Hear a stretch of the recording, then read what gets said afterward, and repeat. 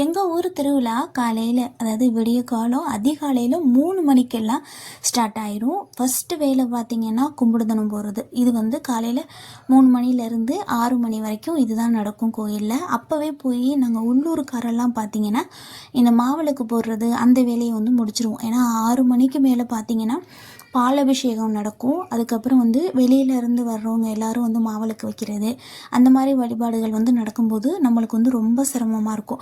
அதனால் வந்து நாங்கள் எல்லாம் உள்ளூர்காரெல்லாம் என்ன பண்ணுவோம்னா சீக்கிரமே அந்த 3 மணி டு 6 மணிக்குள்ளே வந்து வச்சுருவோம். அதுக்கப்புறம் பார்த்திங்கன்னா ஒரு 9 மணிக்கெல்லாம் பார்த்திங்கன்னா 9 மணி இல்லை 6 மணிலேருந்தே பால் கூட நடந்துக்கிட்டே இருக்கும். அப்புறம் வந்து இந்த குழந்தைகளுக்கு வந்து தொட்டி கட்டுறது அப்படின்னு வந்து நேர்ந்துப்போம். எங்கள் ஊரில் பிறக்கிற எல்லா குழந்தைகளுமே கட்டாயம் வந்து தொட்டி கட்டிடுவாங்க. அப்படி கட்டாமல் போனாலும் நம்மளை கட்ட வச்சிரும். எங்கள் ஊர் காளியம்மன், ஆறாவயல் காளியம்மன் அப்படின்னு சொன்னால் ரொம்ப ஃபேமஸ். காரைக்குடியில் உள்ள ஆறாவயல் காளியம்மா ரொம்ப ரொம்ப ரொம்ப ரொம்ப ஃபேமஸ். சிவகங்கை மாவட்டத்தில் உள்ளது தான் எங்கள் கோயில். எல்லா குழந்தைகளுமே நாங்களுமே வந்து தம்பிக்கு அக்காவுடைய பையனுக்கு வந்து தொட்டில் வந்து கட்டியிருந்தோம். நல்ல கூட்டம் அதிகமாக. இங்கே பாருங்கள், இது வந்து செட்டியாருடைய கண்ட்ரோலில் இருக்கனாடி கோயில் ரொம்ப அழகாகவே செட்டியார் நாட்டார்கள் கணக்கில் வந்து கோயில் இருக்கனாடி ரொம்ப நீட்டாக பர்ஃபெக்டாக வந்து செய்வாங்க. தொட்டில் வந்து ஒரு 7 தொட்டில் வந்து வச்சுருந்தாங்க அந்த தடவை. 7 வந்து கரும்பு. ஒவ்வொரு டைம் அதாவது கோயிலை சுற்றி சுற்றி வந்துட்டு நம்மளை வந்து கொடுத்துருவாங்க. நம்மள்ட்ட குழந்தைய கொடுத்துட்டு அடுத்த ரவுண்டு அப்படியே 7 பேருக்கா வந்து அவங்க கோயிலை சுற்றி சுற்றி வருவாங்க. அதுக்குன்னு வந்து ஆளுக வந்து நம்ம கோயிலில் வந்து இருப்பாங்க. ரொம்ப பார்க்குறதுக்கு ரொம்ப அழகாக இருக்கும், ரொம்ப ஜாலியாகவும் இருக்கும். எல்லா சொந்த பந்தங்களையும் நம்ம வந்து அன்றைக்கி பார்க்குற மாதிரி இருக்கும்.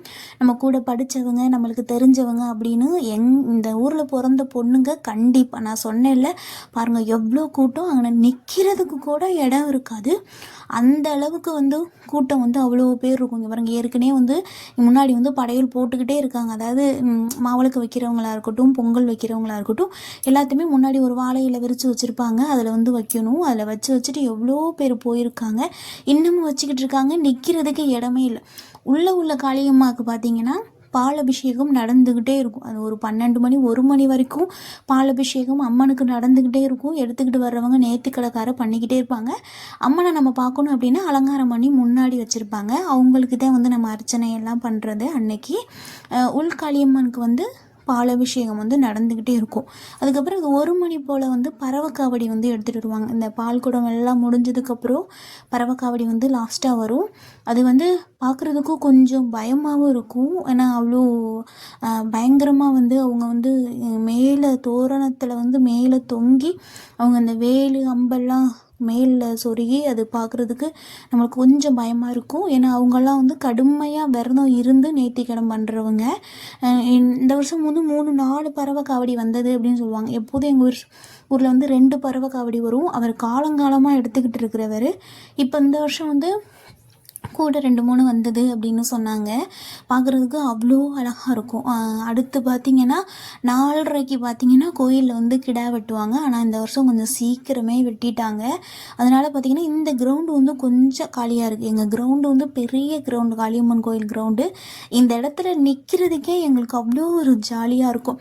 இங்கே வந்து என்ன பண்ணுவோன்னா பூ வாங்கி வைக்கணும், ஐஸ்கிரீம் சாப்பிடணும். அதுதான் எங்களுடைய மெயின் தாட்டே அதுதான்.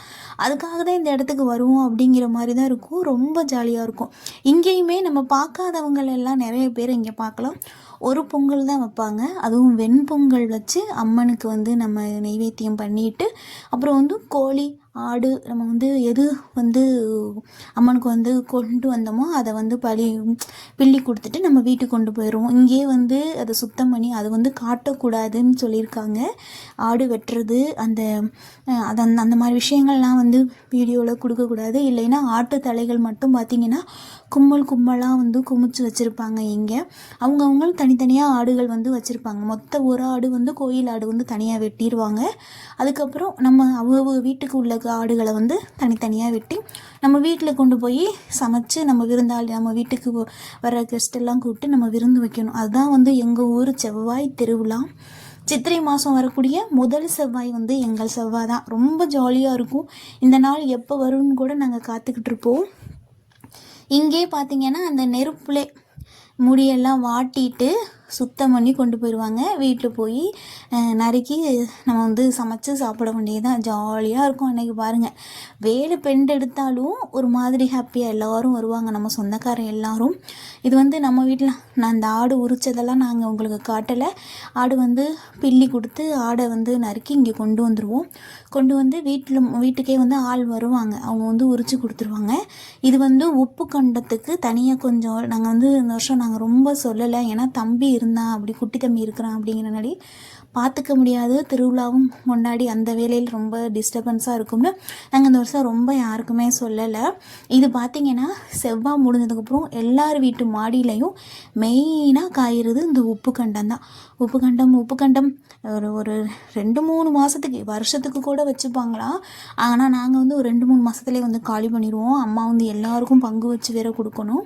உப்பு கண்டம் தான் மெயின். காய வச்சு அம்மா கொடுத்துருவாங்க. அதுவும் இப்போ போடுற வெயிலுக்கு 2 நாளையில் நல்லா காஞ்சிருச்சு. செவ்வாய்க்கிழமை நைட்டே பார்த்திங்கன்னா ஆர்கெஸ்ட்ரா அந்த மாதிரி ஏதாவது ஃபங்க்ஷன் வந்து வச்சுருப்பாங்க எப்போதும்.